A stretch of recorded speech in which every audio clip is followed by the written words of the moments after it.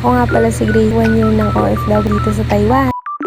So marami nagtatanong sa akin, paano nga ba ako napunta dito sa Taiwan? So siguro ito na ang start ng vlogging career ko, charis.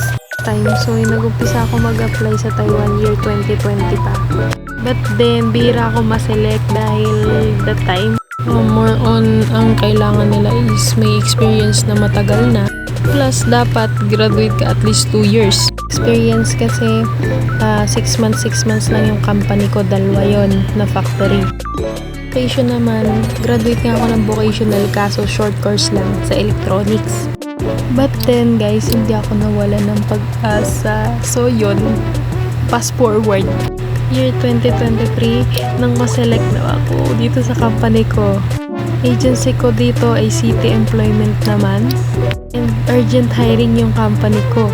Kaya talaga naman, 1 month lang yung process namin dito. Na-deploy kami agad July 4 guys. Kaya wag kayo mawala ng pag-asa guys. Magsi-apply na kayo. Kaganda ngayon 2024 ka, daming hiring. Ay sayang. Swerte nyo pa kapag nakakuha kayo ng walang placement fee na company, di ba? Kaya yun guys, magsi-apply na kayo. Sobrang worth it dito sa Taiwan. See you! Jayo!